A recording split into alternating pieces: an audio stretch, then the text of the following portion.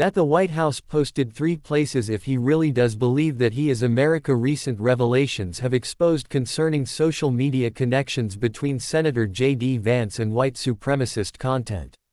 A Twitter account followed by Vance, operating under the name Captive Dreamer, a reference to an SS member's memoir, was identified as belonging to Jeffrey Martin, an employee at Trinity Western University in British Columbia where his father serves as university president.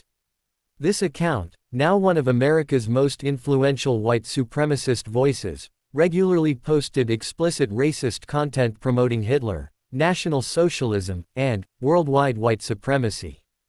The account's posts contained numerous inflammatory statements, including claims that blacks aren't smart enough to fly planes, assertions about Arab intelligence and impulse control, and calls for an Aryan future where people of color would be subjugated. Despite the extreme nature of these views, the account maintained its connection to a sitting U.S. senator, raising serious concerns about the normalization of such rhetoric in mainstream politics. This incident fits into a broader pattern of Trump-aligned figures engaging with Nazi symbolism and propaganda techniques.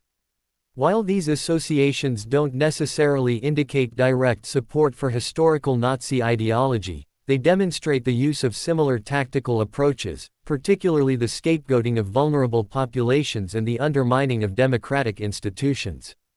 The key distinction lies in how modern figures employ these techniques while maintaining plausible deniability. A parallel controversy involves Elon Musk and allegations of performing a Nazi salute.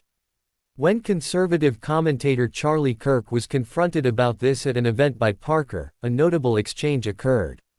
Kirk attempted to downplay the gesture, demonstrating a gentler version that significantly differed from Musk's actual forceful gesture, which included chest thumping and an aggressive arm extension. This interaction exemplifies how political figures often engage with extremist symbolism while attempting to maintain deniability. Recent developments have revealed growing tensions within Trump's administration regarding Musk's expanding influence. According to the New York Times, cabinet members have expressed serious concerns about Musk's involvement in government operations.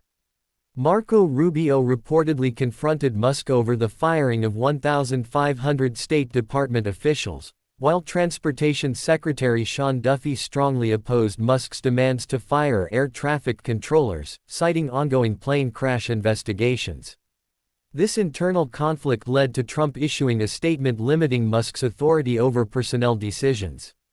When questioned about these conflicts during a World Cup-related press conference, Trump deflected, dismissing the reporter as just a troublemaker, and insisting there was no clash between Musk and Rubio.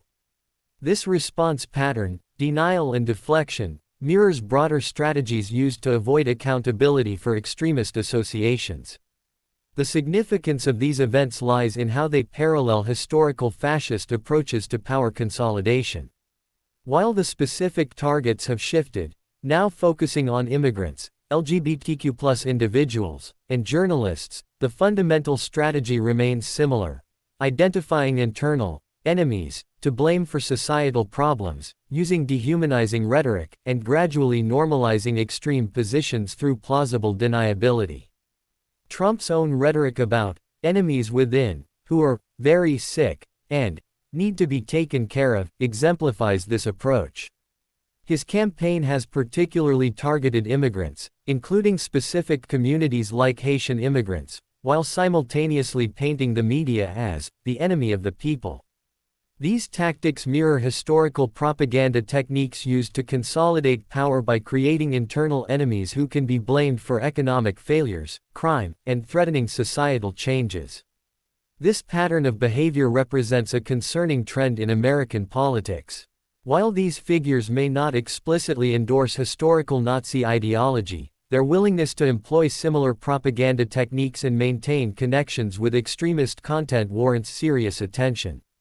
The situation demonstrates how quickly dehumanizing rhetoric can escalate when left unchallenged, highlighting the importance of maintaining vigilance and speaking out against these concerning patterns in contemporary political discourse.